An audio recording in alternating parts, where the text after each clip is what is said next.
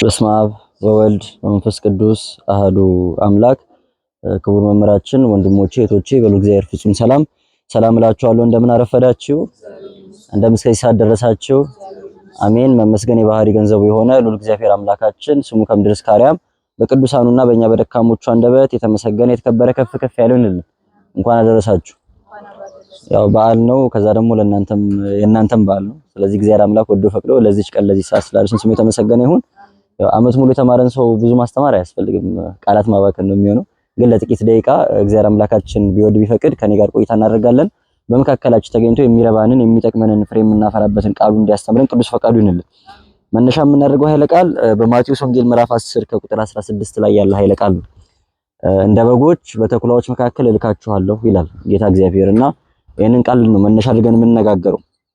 ኃይለ ቃሉን የተናገረው ያው ጌታችን መድኃኒታችን ኢየሱስ ክርስቶስ ነው። ለደቀ መዛሙርቱ ሲያስተምራቸው ከቆየ በኋላ ስለወደፊቱ ስለ አገልግሎታቸው ስለ ሕይወታቸው ሲነግራቸው እንደ በጎች በተኩላዎች መካከል እልካችኋለሁ ብሎ ለደቀ መዛሙርቱ ነግሯቸዋል። ያው ለደቀ መዛሙርቱ ስንል ግን ምንም እንኳን አስቀድሞ ጌታችን የተናገረው አጠገቡ ላሉት ለደቀ መዛሙርቱ ቢሆንም ከዛ በኋላ ደቀ መዝሙር ለሆኑ ሁሉ ግን የሚመለከት ነው። ተጠምቀን በአብ ወልድ በመንፈስ ቅዱስ ስም ልጅነት ያገኘን ክርስቲያኖች ሁሉ ደግሞ ደቀ መዛሙርት ነን። ትዝ የሚላችሁ ከሆነ በማቴዎስ ወንጌል ምዕራፍ 28 ላይ ጌታችን ሄዳችሁ እያስተማራችሁ በአብ በወልድ በመንፈስ ቅዱስ ስም አጥምቋቸውና ምን ያድርጓቸው ነው ያለው? ደቀ መዛሙርት ያድርጓቸው ነው ያለው። ስለዚህ ደቀ መዛሙርት ተብለናል። እኛም ማለት ተጠምቀን የሥላሴ ልጅነት ያገኘን ሁሉ ደቀ መዛሙርት ተብለናል።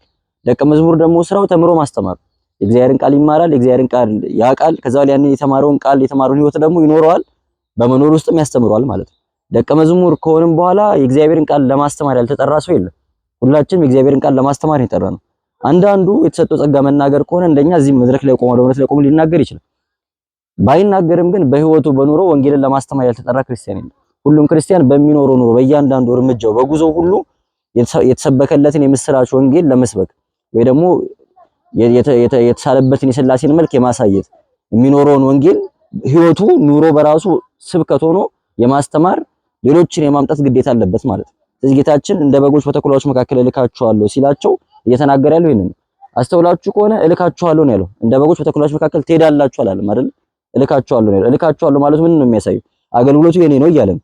እናንተ በገዛ ፈቃዳችሁ በመሻታችሁ በፍላጎታችሁ ትጓዛላችሁ ሳይሆን እኔ በምጠቁማችሁ እኔ በፈቀድኩት እኔ በወደድኩት መንገድ ትሄዳላችሁ፣ ኃላፊነቱ የኔ ነው እያለ ነው። እኛ ስለደከምን እኛ ስለቆምን እኛ ስለጮህን እኛ ስላወራን የኛ ስራ የኛ አገልግሎት ለሚመስለን ሰዎች አገልግሎት የእግዚአብሔር አገልግሎት ምንም አይነት በጎ ስራን ብንሰራ እግዚአብሔር አምላክ አድርጉ ስላለን ነው የምናደርገው። እግዚአብሔር አምላክ ስለፈቀደልንም ጭምር ነው የምናደርገው። ለዛ ነው ጌታችን በጎ ነገሮችን ካደረጋችሁ በኋላ ሐዋርያውም ሲያስተምር ጌታችንም ሲናገር ማድረግ የሚገባን ነገር አድርገናል እኛ የማንጠቅም ባሪያዎች ነን በሉ ነው የተባለው። ምንም አይነት በጎ ነገር ካደረግን ልናደርገው የሚገባን ከኛ የሚጠበቀው ነገር አድርገናል የማንጠቅም ባሪያዎች ነን በሉ ነው የተባለው። ምንም አይነት መልካም ስራ ምንም አይነት በጎ ስራ ብንሰራ ያ በጎ ስራ ያ መልካም ስራ ከኛ የሚጠበቅ የሚያስመሰግን አይደለም። አሁን ከንቱ ውዳሴ የሚመጣው ምስጋና የሚመጣው ሰው ትርፍ ስራ ሲሰራ ትሩፋት ስራ ሲሰራ ነው። ቤሪ ሚኒመም ስንሰራ ከኛ የሚጠበቀው የግዴታ መፈጸም ያለብን ነገር ስንፈጸም አያስመሰግን። ለምሳሌ አንድ ተማሪ ጠዋት 2 ሰዓት ተኩል ከሆነ ትምህርት የሚጀምረው 2 ሰዓት ተኩል ትምህርት ቤት ከደረሰ አይሸለምም፣ አይጨበጨብለትም፣ አይመሰገንም። አርፍዶ 2 ሰዓት ከ45 ከደረሰ ግን ይቀጣል አይደለ? አሁን የሚያስመሰግን ስራ ስላልሰራ እኮ ነው፣ ግዴታው ነው፣ ከሱ የሚጠበቅ ኃላፊነቱ ስለሆነ ማለት። ሰራተኞች ስንሆን የሚሰጠን ጆብ ዲስክሪፕሽን አለ፣ መስራት የሚገባን ነገር አለ። ተማሪዎች ስንሆን ኃላፊነት አለ። ክርስቲያኖች ስንሆን ልክ እንደዛው ኃላፊነት አለ። ልንሰራው የሚገባን ከኛ የሚጠበቀው ነገር ማለት ነው። ቃል እግዚአብሔር ስለተማሪ ልንመሰገን አይገባን።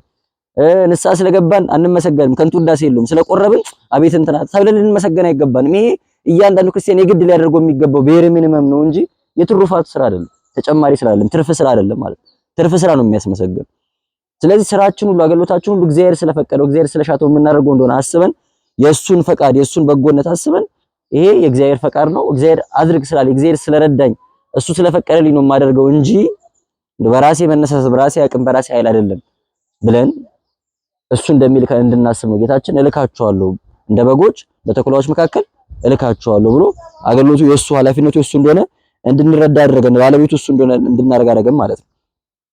በእግዚአብሔር ቤት አገልግሎት የምናልፍበት ጎዳና ሁሉ በገዛ ፈቃዳችን ሳይሆን በእግዚአብሔር መሻት በእግዚአብሔር ፈቃድ የምንመጣበት እንደሆነ ሁሉ ደግሞ የምናልፍበት ጎዳና ሁሉ የምቾት ጎዳና ደግሞ አይደለም።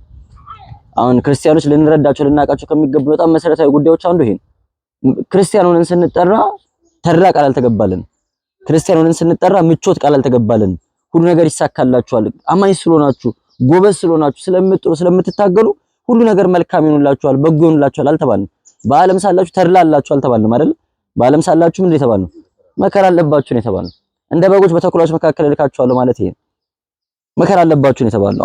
አሁን ያለንበት ጊዜ እንደውም ይሄንን ሐሳብ ለማሰብ ጥሩ ጊዜ ይመስለኛል። ወርሃ ጽጌ ነው አይደል? ዛሬ አሁን ተፈጸመን ስናከብር ነው ያደርነው። ዮሴፍ በስተርጅና ዘመኑ እመቤታችንን ጠብቃት ተብሎ በእጮኝነት ተሰጠችው፣ ተቀበላት። እመቤታችን ዮሴፍ ቤት እንደገባች የእግዚአብሔር መልአክ መጣና በሰራት፣ ትጸንሻለሽ ትወልጃለሽ ብሎ ማለት ነው። ሲያበስራት ግን የእሷን መጽነስ ብቻ ደግሞ አይደለም የነገራት፣ ዘመድሽ ኤልሳቤጥም በስተርጅና አረጀች አፈጀች በቃ አለቀላት ከተባለ ጸንሳለች ሲላት እመቤታችን ደስ አላት። ለዮሴፍ መታ መልአኩ እንደዚህ ያለኝ ብላ አልነገረችውም እኮ። ተነስታ ወደ ኤልሳቤጥ ሄደች። ኤልሳቤጥ ጋር 3 ወር ነው የተቀመጠችው። ተመልሳ ስትመጣ ጸንሳለች፣ ሆዷ ገፍቷል። ዮሴፍ የሚያውቀው ነገር የለም አይደለ? አሁን እንደ አይሁድ ስርዓት እመቤታችን መወገር ነው ያለበት፣ በድንጋይ ወገር ነው የምትገደለው፣ ከትዳሯ ውጭ ከቤቶች ትዳር ሳይኖር ስለጸነሰች ማለት ነው። ዮሴፍ ግን ጻድቅ ሰው ስለነበር ይላል ወንጌላችን፣ ጻድቅ ሰው ስለነበር እንደው ዝም ብሎ ሊተዋት ወደደ።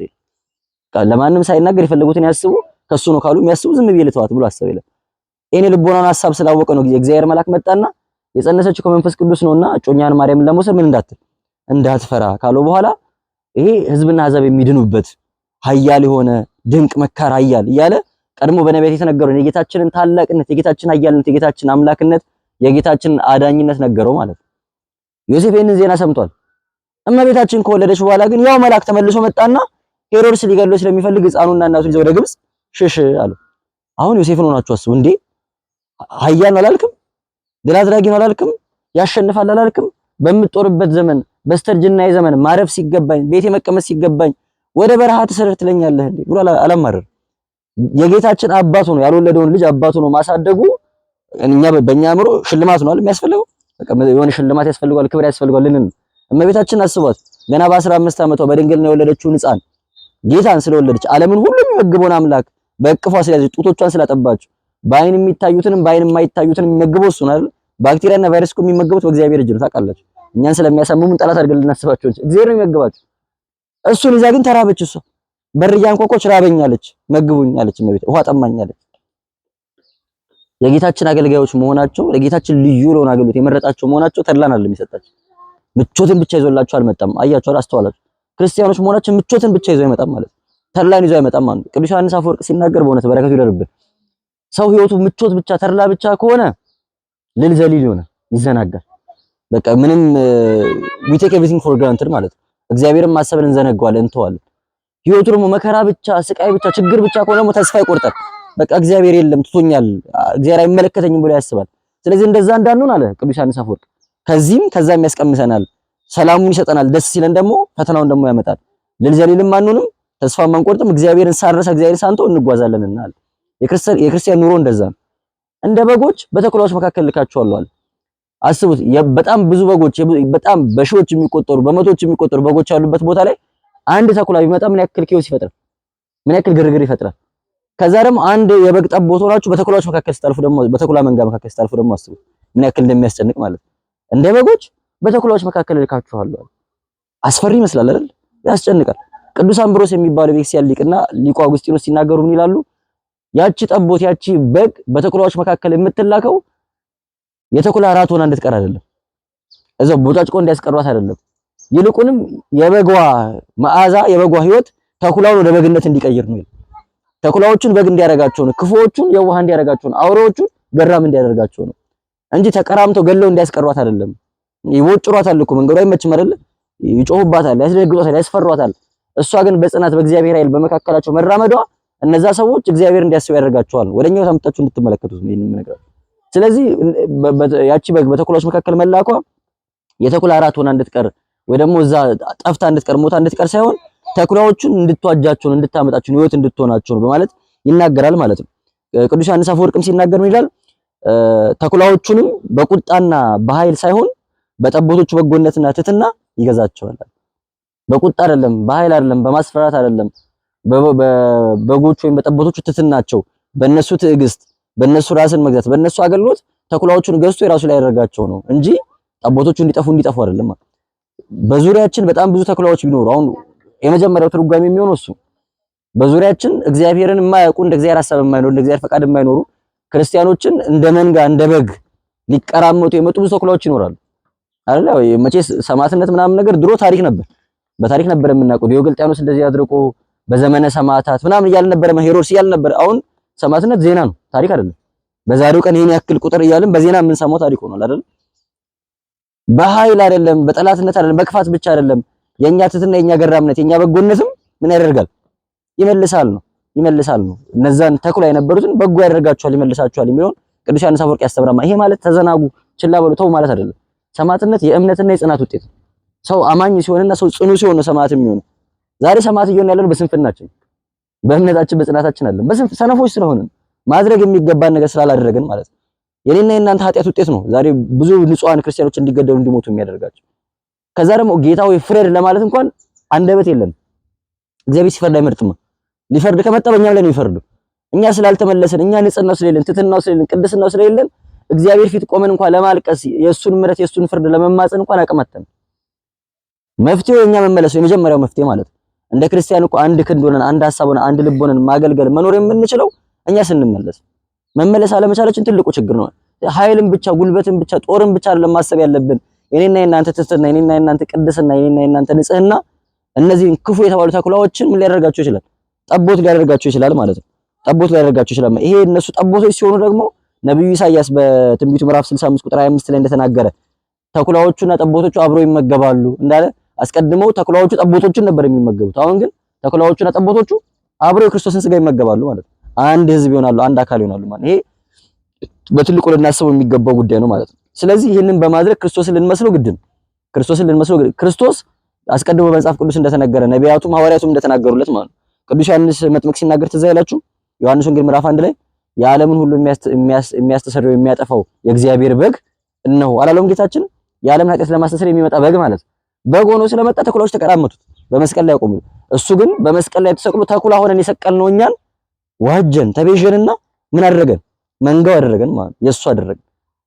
እየጠላ ነው ጠላቶቹ እየሆንበት ክፉዎች እየሆንበት፣ እሱ ግን መድኃኒት ሆነን ቤዛ ሆነን የራሱ አደረገን ማለት የራሱ አደረገን። ስለዚህ የዓለም ሁሉ ኃጢአት የሚሰረይበት በግ ሆኖ እኛን አዳንም ማለት ነው። ራዕየ ዮሐንስ ላይ ሲናገር ምዕራፍ 7 ቁጥር 17 ላይ በዙፋኑ መካከል ያለው በጉ እረኛቸው ይሆናል ይላል። በዙፋኑ መካከል ያለው በጉ ምናቸው ይሆናል? እረኛቸው ይሆናል ማለት። ተኩላዎች ነበርን እኮ እኛ፣ ጠላቶች ነበርን እኮ፣ ክፉዎች ነበርን እኮ። ከዛ ግን መንጋው አደረገንና በዙፋኑ መካከል ያለው በጉ ክርስቶስ እረኛችን ሆነ፣ ተቤዠን፣ ዋጀን ማለት። ይሄ የመጀመሪያው ነው። ሁለተኛው ደግሞ ተኩላ የተባሉት በውስጣችን ያደቡ ክፉ ፍትወታት ናቸው። ክፉ ፍትወታት ናቸው። እንደፈለግን ልንገዛላቸው፣ እንደፈለግን ሄደን እጃችን ልንሰጣቸው፣ ልንሞትላቸው አይገባም። በውስጣችን ያደቡ ከክርስቶስ መንግስት ሊለዩን የሚታገሉ፣ ከንጽህና ህይወት ሊያወጡን የሚታገሉ፣ ከቅድስና ጎዳና ሊያወጡን የሚታገሉ ክርስቶስን